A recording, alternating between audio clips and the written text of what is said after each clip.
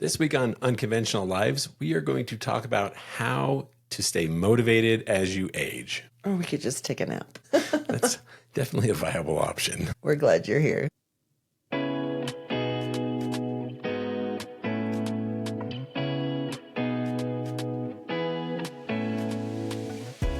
Hey, I'm Craig.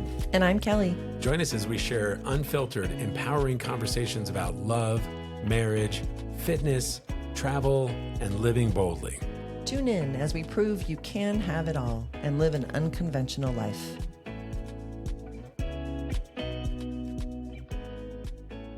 Hey, everybody. Welcome back to the Unconventional Lives show. We're glad you are here with us. Yes, we are. For another day. It's actually a gorgeous, beautiful Colorado spring. Yes, it's the warm before the storm. Warm before the storm. Yeah, that's what we call it, because it's supposed to 8 to 12 inches of snow in the next tomorrow night, and through the weekend. Yeah.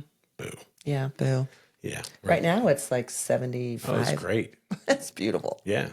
I think it's the only reason we got out of bed this morning. Yeah, because it was so nice. So. And it actually is timely because we are talking about staying motivated. Yeah. I would say not only staying motivated, but I'd say getting motivated and staying motivated, because those are two different. Those are really the consistency. Two different things. Yeah. Being consistent and A, deciding to do it. B, doing it. C, keep doing it. Continuing to do it. So that's sort of how we're going to roll today. And it was funny because this morning, we were both dragging ass this morning. We were. Our business partners came over for dinner. I made carne asada tacos and really homemade tortilla chips and guacamole. Really and some good. Margaritas. Yeah, you make a darn good margarita. I do, yes, I make a too good a margarita. So yeah, this morning it was a challenge. It was a challenge. We were paying for that this morning. Definitely. Fortunately, Wednesday is our normal, we usually work out Monday, Tuesday. We go to the gym on Monday and Tuesday. Mm-hmm. We walk every day. Mm-hmm. Go to the gym on Monday, Tuesday, Thursday, Friday. Yoga on Saturdays. So it was technically our not a gym day. Our rest day from the gym. But just to get motivated to go out and walk. We usually do 4 miles. Yeah. So that took a minute to get excited about. But then, we did it. Right. But then as soon as we realized it was 70. At that point in low 70s, high 60s, we were like, it's lovely. Let's get up and go. Shorts and get outside. It was really lovely. Because we probably won't be able to do that these next couple of days when the weather gets cruddy. Yeah. So, but we rallied. We did rally. Well, and that actually brings up the first topic, which is that sort of mindset. Sure. The first thing we ever started to do, which to sort of help with our fitness journey. I was, at the time I was 260 pounds, 270 pounds. And you were? I was close to 260. 160. 160. Yeah, let's not throw an extra hundy on that. Right, 160. Yeah, so and we decided to start walking. Right. You probably, it was probably mutual. Yeah. I think we both wanted to. But it wasn't like we weren't doing 4 miles a day. Oh, no. We'd do a mile and we'd be dragging ass. Yeah. I would be dragging ass. And it wasn't, we were kind of sauntering. It wasn't like No. We weren't watching our watches or pacing ourselves or anything like that. It's just like, okay, let's just do a mile. Let's just try and do a mile. Yeah. And we did. And that's what was important, was that it didn't matter how fast or whatever, but we just did it. That was our goal. And we kept each other accountable for that. And some days it was easier than others, but that's how we first started out. And some days just that. It's still some days are easier than others. Today was a beautiful day. I had a little bit of a hangover. And actually said to you, so we usually do, if we walk around the perimeter of our neighborhood, it's a 2 mile loop. It's 2 miles. And about 2 miles into the 4, I said to Kellie, I'm like, some days this is great. It flies by and we're talking and just, we're keeping busy. And it's just like, dang, we're done. And then some days you're like, God, this is taking so are we on long. Just the lap 1? I know. Really? It's like, I think we've been doing this for 3 days. It feels like 3 days. I know. When will it end? And that's why I think it's probably the hardest to like, okay, we'll do it again tomorrow. Yeah. Yeah. But we did it. But once we accomplished that, goal of movement for the day, you do feel better. You feel so much better, and you feel, okay, I've checked that off my list, and I feel better. Yeah.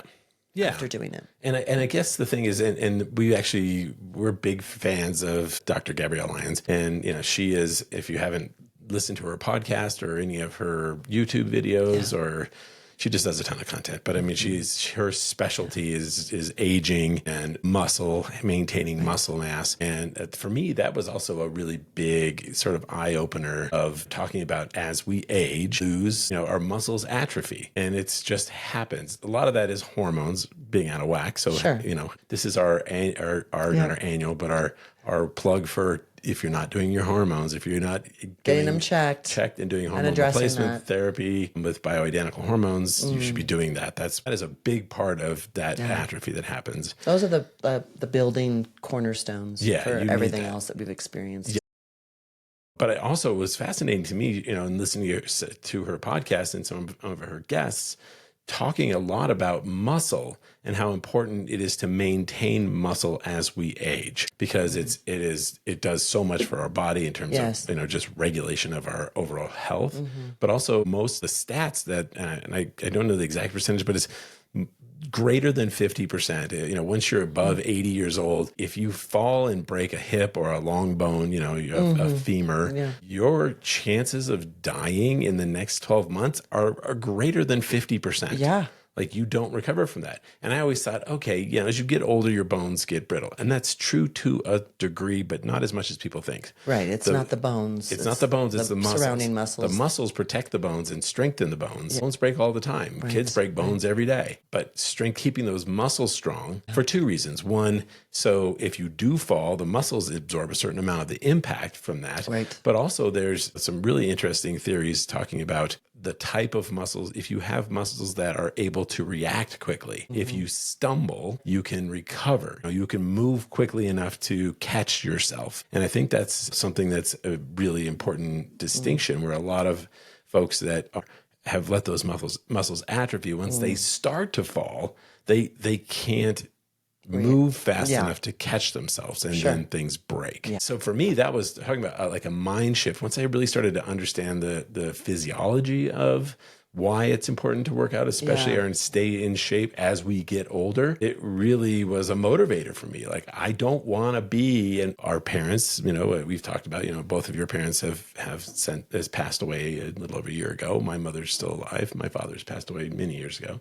We saw them sort of get into that atrophied state and that unstable state, and, can fall.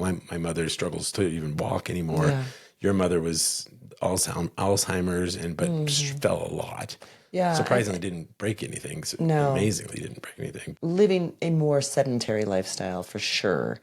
And I know that as we age, it's just, we're going to take the easier route, and it's easier just to sit and do nothing. Well, but you're really doing more damage. Yes. It's not nothing. You are doing something. It's almost expected. The expectation is, as you age, that you've earned the right to sit around on the couch and watch daytime dramas. And maybe you have. Maybe that was the expectation, because I think also previous generations worked very, very diligent, hard jobs generally. So it was like, hey, you've earned your right to sit around and relax. Well, you've raised your kids and they're now gone, and you've got this empty nest, and you can finally just take a deep breath and say, okay, I just want to relax now. Yeah. And I think that's great to a certain extent, but I think that in order to stay motivated and in the last third of your life, I think you have to really realize the value of health and how that's going to enhance your life.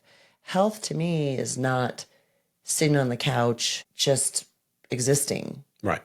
I think Gary Brecka said it, and I'm probably going to screw up the quote. I should get the quote for this, which is, aging, it's either aging or death is the aggressive pursuit of comfort.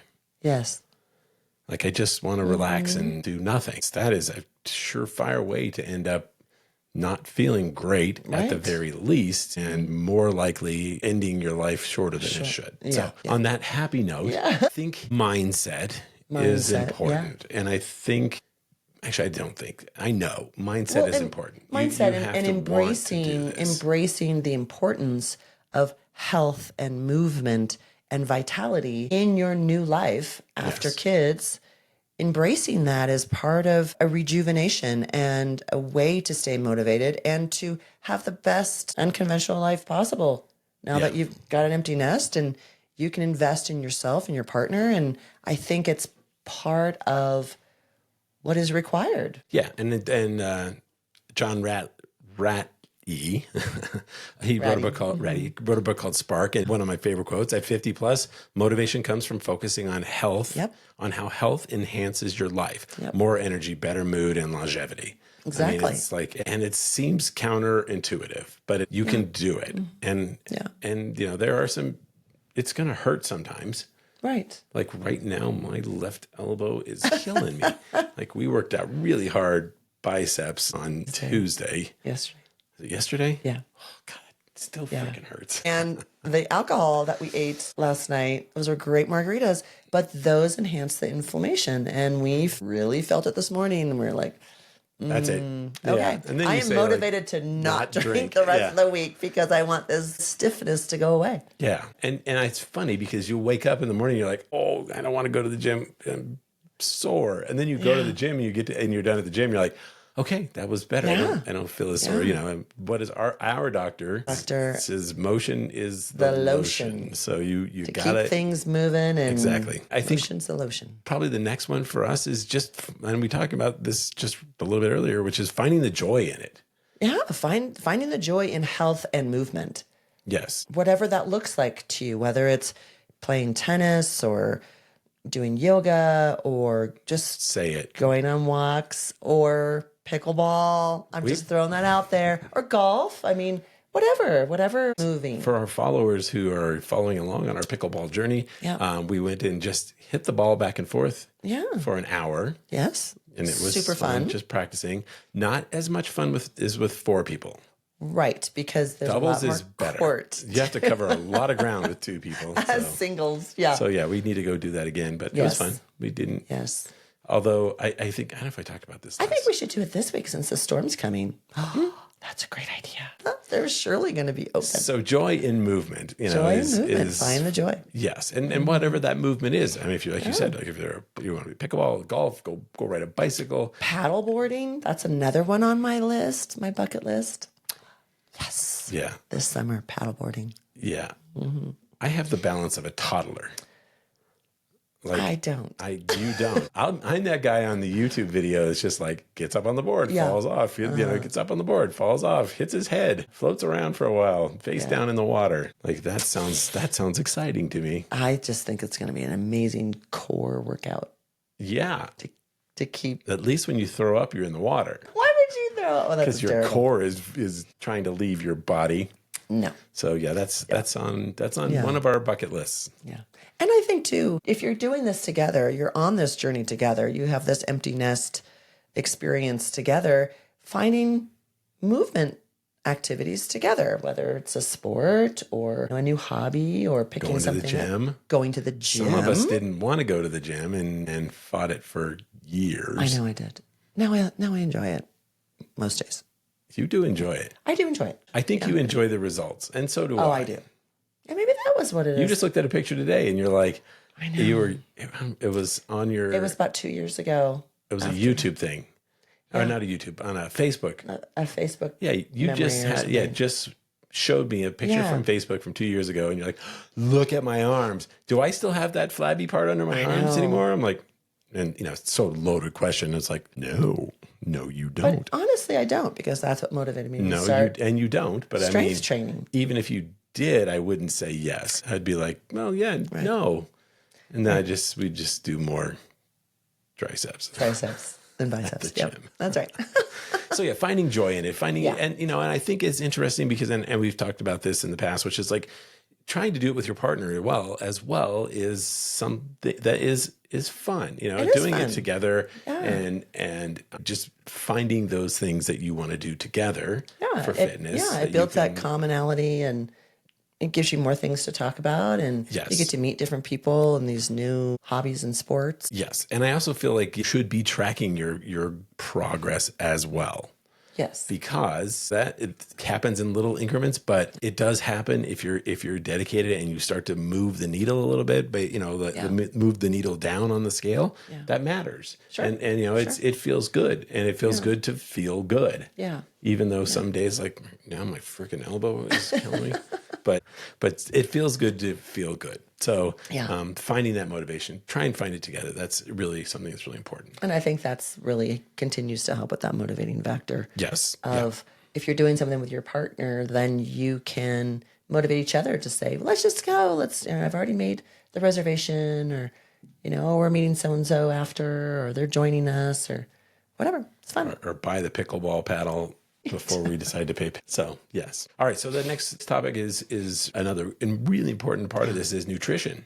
And I think this morning was a good example of okay, we let our hair down a little bit and had a couple margaritas and probably ate more than we should. This morning we were feeling it. But that is also part of the progress of doing this, so that every once in a while you can have that dessert or have that third margarita. Yeah, it's not like you're doing this every single night. Right. So trying to figure out how to fuel your body. And a lot of that is being very cognizant of diet. What are you putting in this classic car that we're driving around in? Right. And you need to be able to keep it fueled up. So for us, I think that one of the things that has been the most helpful is being very consistent in when we eat and what we eat. And I think variety can be a problem. And I think lack of variety is, now I say lack of variety, I would say it's as being consistent on what you eat. Like we pretty much eat the same thing for breakfast, lunch, and snack. Our afternoon snack. And we don't do late night snacks either. We don't. Which is a big disruptor. And then dinner, we mix it up. Sleeping.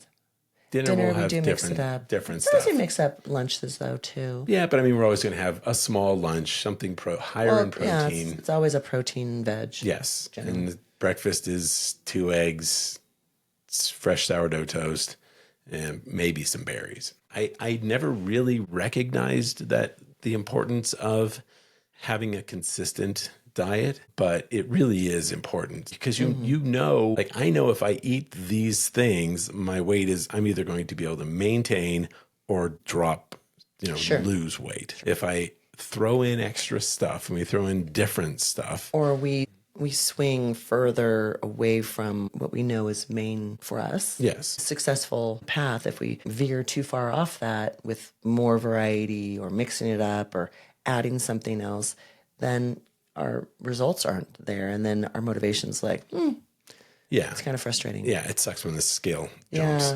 pounds. It's like, what happened there? What did I do? So first off, eating well. Eating healthy, eating higher protein. More often. Higher omega. So think fish, chicken, beef, higher proteins, less carbs.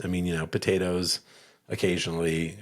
For dinner, it's going to be a protein and veg. Making sure that you're not throwing in desserts. You're not throwing in like a lot of breads and carbs at night. Yeah. We have bread in the morning, but it's more because we're trying to recover our muscles after working out. Eating in a way that is, still consistent, and also eating at a consistent time.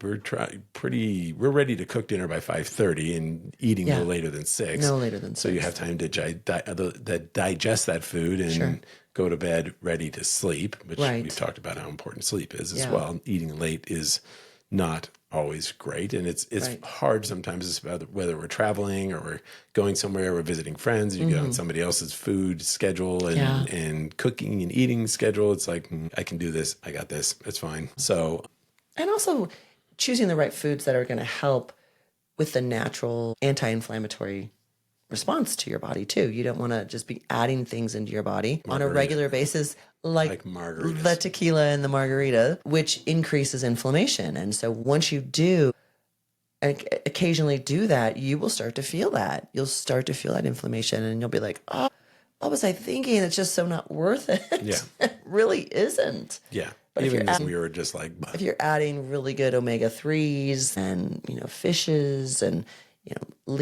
other lean proteins and really great veggies, and go variety with veggies. Yeah. It's just going to really help with the inflammation naturally. reducing that inflammation naturally in your body than having to take something else that's going to leach it out. Well, and there are things, and that leads into the next, which is sort of this biohacking supplements, things that you can take. Omega-3s, fish oil supplements have been huge for me, especially with pain management, because I have a torn labrum in my right hip. And, it was... I think those get a really bad rap, the omega-3s, because everyone always goes, oh, it's going to be too fishy. I don't want to be tasting it fishy all day. And it is. If you buy shitty fish oil, that's what I was going to say. Is that we've had some, and it's like poor quality. It's just like it's fish horrible. died in your and mouth. That's why we probably stopped many, many years ago. Stopped taking them, but then we've discovered a better brand. Yeah. We use Metagenics. And they are awesome. They actually taste kind of citrusy. There's no fishy taste at all. No. It's wonderful. And a lot of that is how they process it and extract it. But good quality omega-3 fish oil, motivation, morning sunlight. We try and get out first thing in the morning, get as much sunlight, which helps with your circadian rhythms. Gary Brecka talks a lot about morning sunlight exposure, set your circadian rhythm, boost your energy and motivation for the day. If you're not following Gary, he's a biohacker. He, I think, is one of the best out there. He really does do an amazing, thoughtful approach to health and fitness. And his explanations are very understandable. Yes. You don't have to be, like a chemist to understand. No, and there are some, it's like, so over my head. I'm not sure what he just said, but hopefully I'll figure it out. No, he does a really great job. So the supplements you take, there are a lot that can really help with that motivation, so we should probably do a show on supplements and what we take, so that what we take and why, and the benefits. People know and what to not to take. So, and then probably another big one is overcoming obstacles. Time is the biggest one. It's still a trigger for me because sometimes we'll get up on those 4 days a week we go to the gym. Like we'll get up. Yeah. We try and get out of the house by 6:30.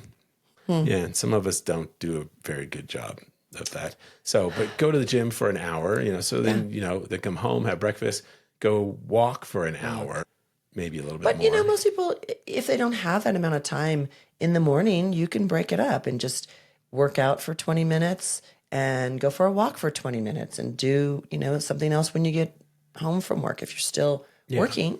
Yeah, and we'll do that. Like if I have a call or a meeting, I have to be somewhere. Like tomorrow I have a class that I have to do, a continuing education class at 10 a.m. Like there's no way we're going to be able to go to the gym and walk. So we'll try it tomorrow afternoon, walking if it's not snowing. Right. But trying to address the things, carving out the time. Sure. One of the things is just as simple as like if you have a calendar, if you have a, your Google Calendar or whatever you use for a calendar app or even just a paper calendar, block it out, put it on there. Like you're going to the gym on these days. You're going to walk at these times. And then it's just makes it hard when things pop up to like, okay, well, I'll put everything else in front of that. Yeah. Investing in yourself, investing the time and the dedication and the attention to yourself. And in order to do that, you have to pay attention to that time. You just have to. Yeah. Yeah, and Gabrielle Lyon talks about a great quote from her: "Consistency beats perfection. Small daily habits build a healthy lifestyle over time." I love that. And consistency beats perfection, especially when it comes to fitness. Like, it's even hard going to the gym, and you and I have both struggled with this. Yeah. Like you see people at the gym, and you're just like, dang, that gal, they are killing it. But it's like, you know what? I'm here too, and I'm doing my best. And I'm not realize at this point in my life, I'm never going to be, have a super lean cut 6-pack body. It's too late for that. But I think really acknowledging first and foremost to trust the process. Like she said, like Gabrielle Lyon had said in that quote, it's the consistency that is the primary win. It's not perfection, and you can't expect to see any type of results right away. I mean, really, you can't. And that picture that I saw that you brought up earlier that was 2 years ago. And I had lost a lot of weight, and I was, very trim or whatever. But that was about the time when I wanted to start doing some resistance training and seeing more definition. And I have, but it's taken a year and a half really to start seeing good progress. And I'm proud of that. But it's also one of those things where I don't want to let that go because that's a lot of work. That's a lot of time and commitment and energy put into that. I think it's important to realize where you were, how far you've come, and how much further you have yet to go, and to be okay with that. And I think that's part of the mindset of finding your inner acceptance for all of those stages of your life and really embracing that and moving forward with that. Yeah, no, I agree. And I think there are going to be days where you're just like, F this. Yeah. I don't want to do this today. I'm too sore. I'm too fill in the blank. I'm too busy. I'm too sore. I'm too tired. I'm not doing it. And you know what? Sometimes you just, and I've listened to other experts. It's like sometimes you got to listen to your body because there may be something going on that's just like, hey, maybe I'm getting sick. Maybe I'm 100%. But it's like, and you can negotiate with yourself. Like today I feel crappy. Today I've got too much to worry about. I've got too many things going on. Today I'm going to give myself some grace. I'm not going to work out today I'm not going to work out today because of X, fill in the blank. But what's the key to that? And it's sort of a two thing, which is I'm not going to do this today. I am going to, but because I'm not doing it today, here's what I'm going to do.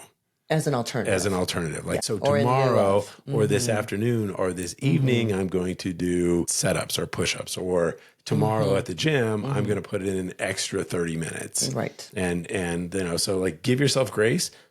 Don't give yourself slack. Or excuses. Over and over and over and over so you again. can be like, I'm going to make it up tomorrow. Yeah. And I think do it. And I think really remembering where you've come and embracing the little wins and giving yourself credit for that really helps motivate me.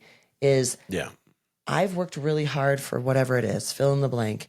I really like the way, my arms are looking or my legs are looking or the way I'm feeling. Like I haven't had to have my inhaler or whatever the case may be medically that you could be working with, or as a challenge to whatever your motivation is in your health journey, remind yourself of that. And that is a huge motivator for me.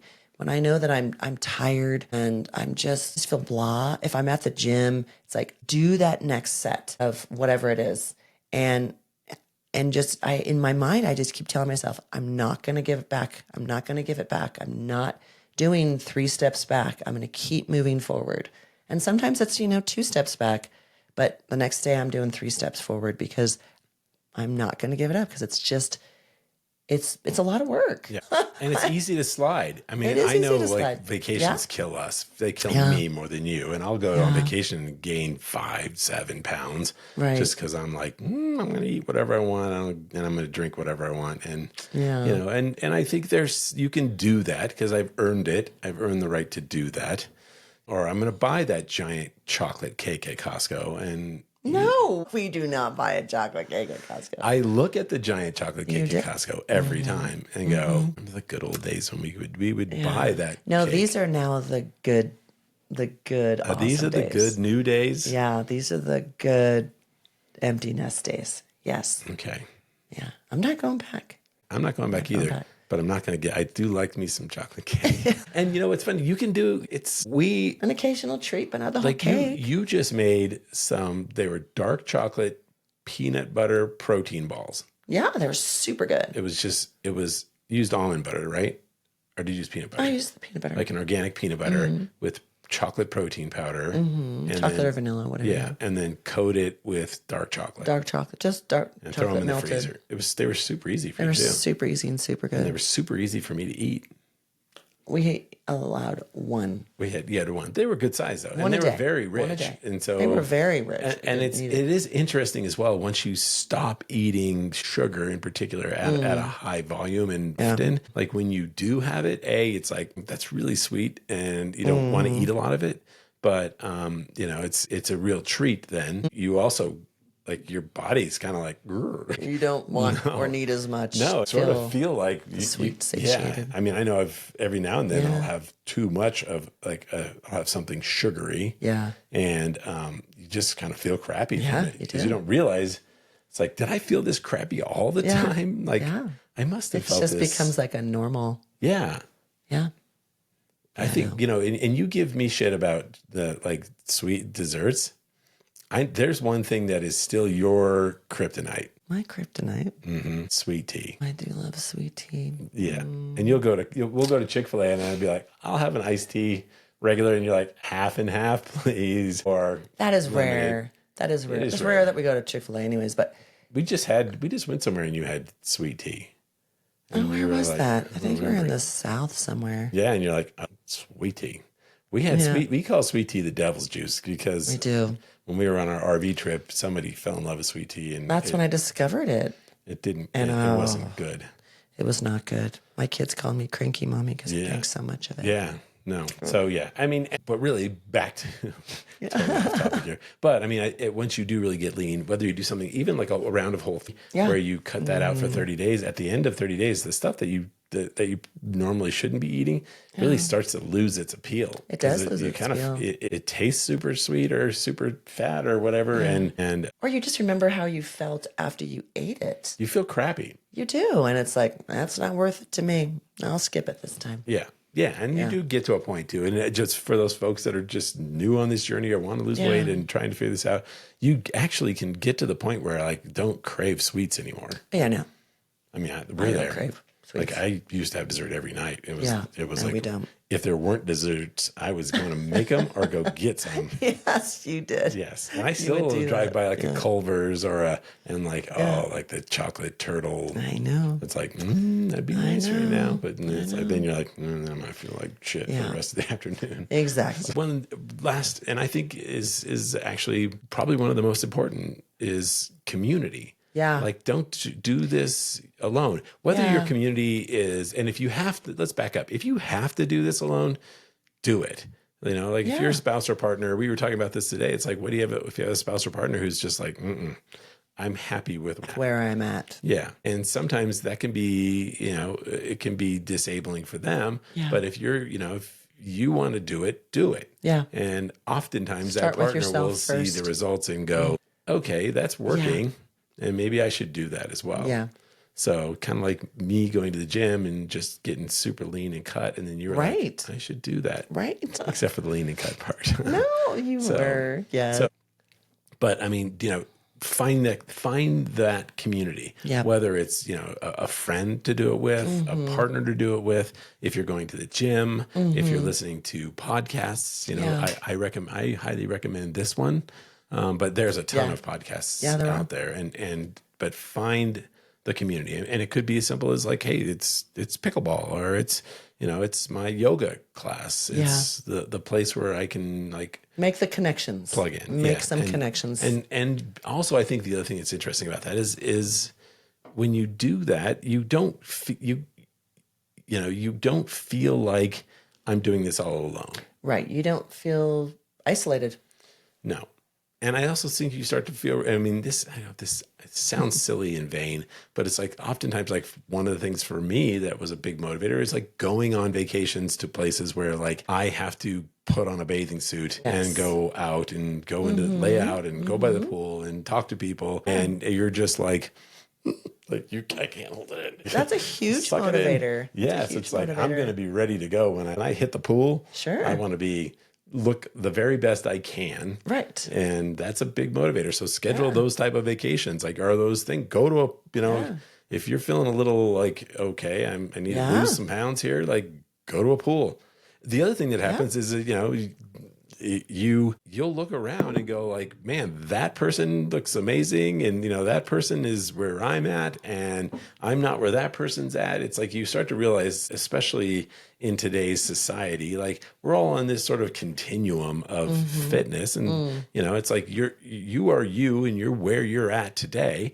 But, you can aspire to be where something better. I want to be that a better person, version of yourself. A better version of yourself. And sometimes just being around lots of different versions of human beings. Right. You go, all right, I'm not as bad as my brain portrays me. Exactly. And I think that really helps with yourself loving yourself.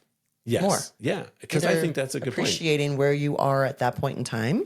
And, I hate that, comparison kind of thing, but human nature does that anyways. So if I want to be motivated, I'm going to go and be with other people who are looking really great and taking their health seriously in this exact stage of life. I'm not going to compare myself to a late 20s something, because that's just not realistic. But if I'm with other empty nesters who are looking pretty darn good and feeling amazing and not taking duffel bags full of prescription medications and have all these ailments, I want to be around those people. Like finds like, and I want to be with those people and go, wow, what are you doing? Like, share with me, help me learn more. And so I can better myself and love myself even more. Yeah. I mean, it's not that I don't love myself for how I am right now, but I guarantee you, as I start progressing, I'm enjoying myself more. Yeah. Inside and out, because I feel so much better, and I have the energy that I've never had before, and the desired and enjoyment of life. I just love life so much more because of this journey that we've been on. And I think it's really important to find your community, your tribe, and whether that's through, a group or a coach or an accountability partner or a friend, a partner, whatever. But I think that it's really important to have that. Yeah. Otherwise you get in your own little echo chamber and like, I suck. Yeah. And it's easier to just kind of slink away and say, I'll work on that next week, or I'll work on that next month. Or it's like, no, now's the time. Now is the time. And that also brings up, this is an announcement for us, is that we have worked with a lot of couples that are friends and acquaintances and people, and we've had success with them, and we're actually going to interview some of them. Yeah. But we have decided we're going to add in some coaching, life coaching. Yeah.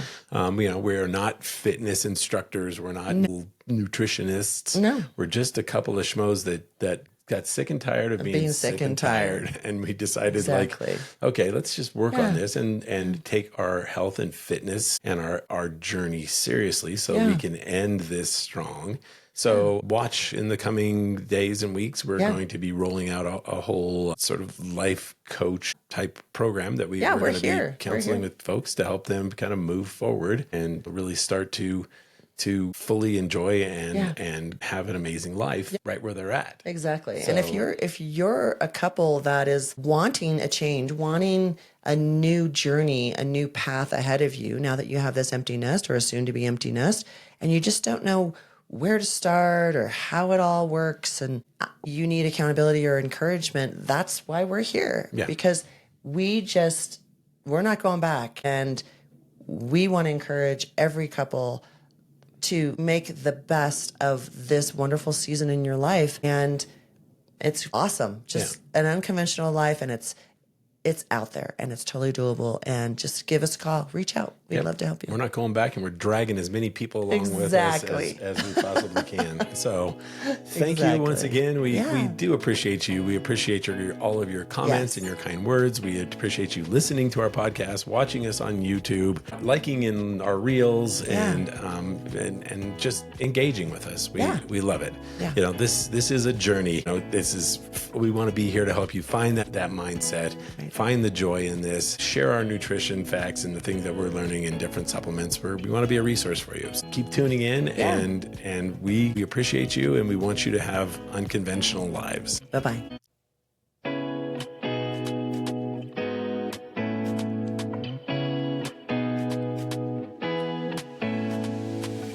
The views and opinions shared on this podcast are our own and reflect our personal experiences and beliefs.